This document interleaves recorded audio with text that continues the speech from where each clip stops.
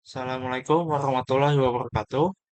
Nama saya Muhammad Brilian Dirgantara, NIM 1020424000163. Saya dari kelas SI 2401. Pada video ini, saya akan mengerjakan tugas pendahuluan modul 1, praktikum penambangan data. Yang pertama, kita akan buka Google Colab untuk buat notebook baru. Nah, di sini saya sudah ada di Google Colab. Di sini saya akan membuat new notebook. Di sini kita klik plus gitu ya.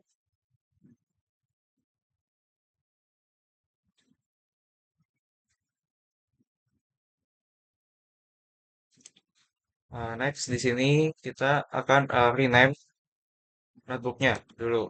Oke, kita rename.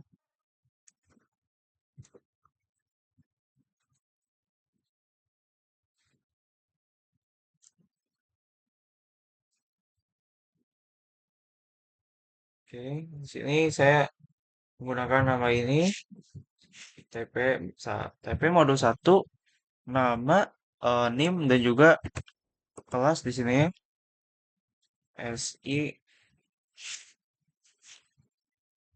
2401. Oke, kita enter di sini. Nah, selanjutnya kita akan menghubungkan ke Google Colab dengan Google Drive karena dataset kita tersimpan di sana. Oke, di sini kita ketik di sini kodenya ya. Oke, from Google Colab.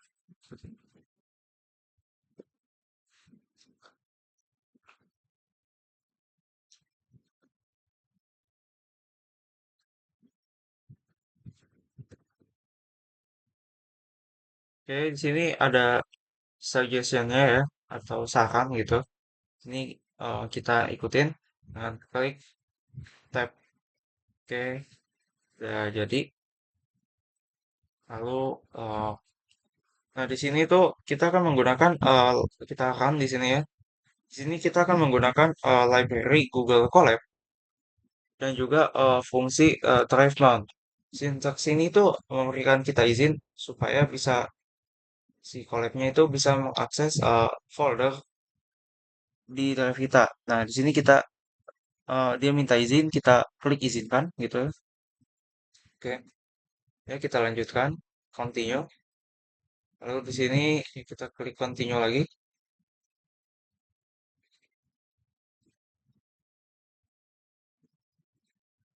Oke, kita tunggu sedang diproses. Oke, di sini sudah berhasil.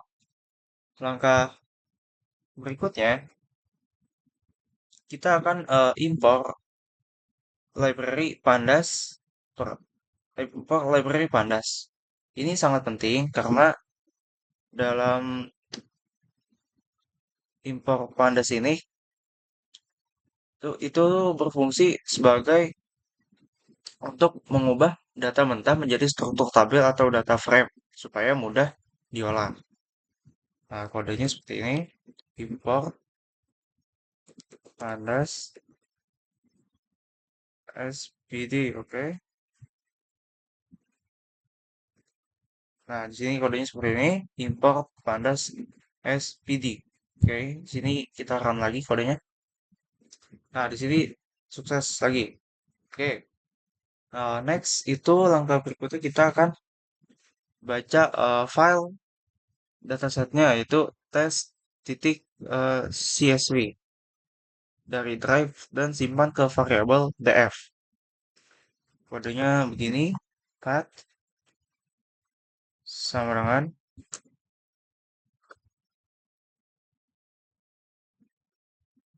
sini slash content drive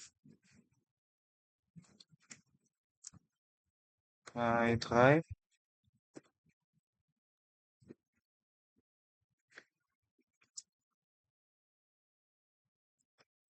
test dot csv Oke, lalu di sini eh, bawahnya kita df. Oke, kemudian, nah di sini sudah ada suggestionnya lagi, kita ikutin gitu ya.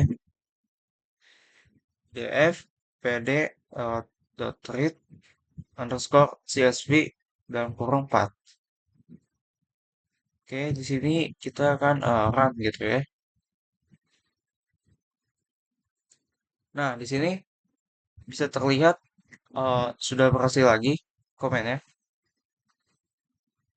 Nah, next kita akan mengecek apakah data ini sudah masuk dengan benar. Saya akan menampilkan 10 baris pertama dan 10 baris terakhir menggunakan fungsi head dan tail atau kepala dan ekor. Ya, sini kodenya sederhana, df dot head underscore 10 dalam kurung 10, dan juga sini df tail dalam kurung 10 juga 10. Oke, nah di sini kodenya sudah jadi. Kita akan tes, kita run lagi.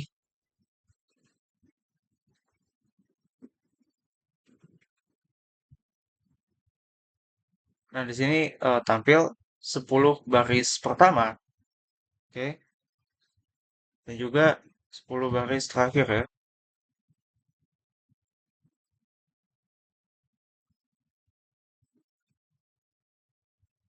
Next kita kode selanjutnya ke bagian data understanding. Nah, setelah data ini dimuat tadi ya, kita akan masuk ke tahap data understanding atau pemahaman data. Di sini ada dua langkah. Yang pertama itu df info ini, df info, oke. Nah, df info ini untuk melihat tipe data tiap kolom dan mengecek apakah ada nilai yang kosong atau nol gitu ya. Nah, yang kedua, oke, di sini ada df describe ya, di sini oh, df describe ya, seperti ini. Nah, df describe ini fungsinya tuh melihat statistik deskriptif seperti kata-kata atau mean dan nilai tengah atau mediannya. Tujuannya itu untuk mendapat gambaran umum distribusi datanya. Nah, di sini seperti sebelumnya kita akan lagi. Oke, di sini sukses ya. Sini terlihat gitu hasil dari kodenya. Oke, next kita akan ke bagian visualisasi. Supaya data ini lebih mudah dipahami, kita tuh butuh visualisasi. Kita akan import namanya matplotlib untuk kontrol grafik dasar dan juga seaborn untuk tampilan yang lebih informatif. Di sini import uh, matplotlib. Oke, di sini ada suggestionnya ya. Import matplotlib titik pyplot as plt import. Oke, di sini bisa kita ambil suggestionnya plt. Di bawahnya itu yang keyboardnya ya, import keyboard s sns. Oke, kodenya seperti ini. Lalu seperti sebelumnya kita tekan lagi kodenya. Oke, di sini berhasil ya. Kita bikin sel yang baru lagi untuk bagian selanjutnya. Nah, selanjutnya kita akan bikin histogram untuk kolom load area. Jadi grafik ini itu akan memberitahu kita frekuensi kemunculan nilai luas tanah sehingga kita tahu area mana sih yang paling dominan. Kodenya seperti ini SNS dot his plot gitu. His plot df plot area. Oke, bisa kita pakai. Lalu kita ubah sedikit di sini.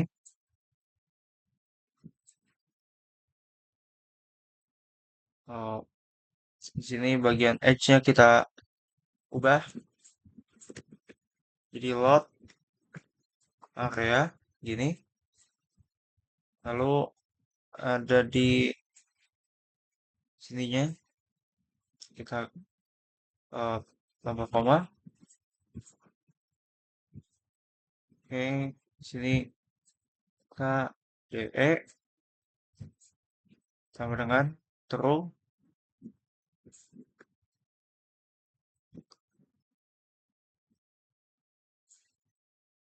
Lalu bawahnya ini PLT title eh, distribution luas tanah lot area. Oke, di sini bisa kita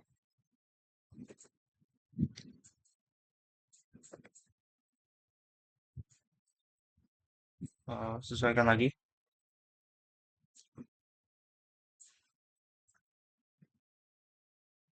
PLT distribution of distribusi luas tanah gitu. Gitu katanya. Distribusi luas tanah. Oke, sini terus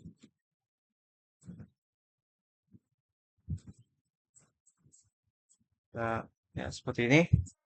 Oke, nah, kita akan run kode yang ini.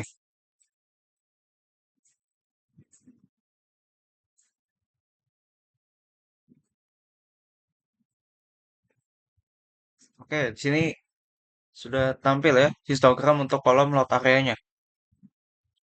Saya seperti ini. Next, selanjutnya kode baru lagi. Di sini saya akan bikin box plot untuk masuk ke dalam kolom lot frontage.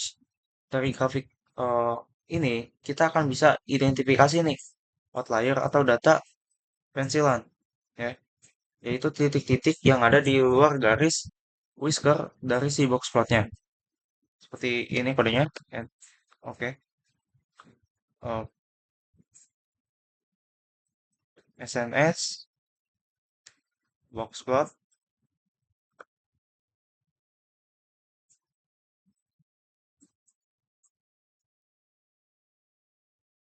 box plot X sama dengan PDF. Lalu di sini kita akan pakai ini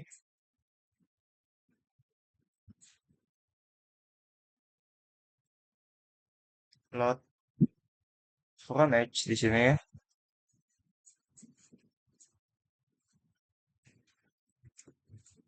Plot front edge. Lalu line kedua PLT title.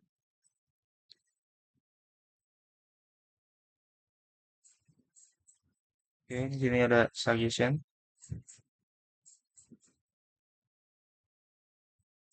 Tapi di sini kita akan sedikit menyesuaikan gitu ya. Di sini kita deteksi outlier plot front edge. Oke, sini kodenya sudah selesai. Kita akan lagi kodenya.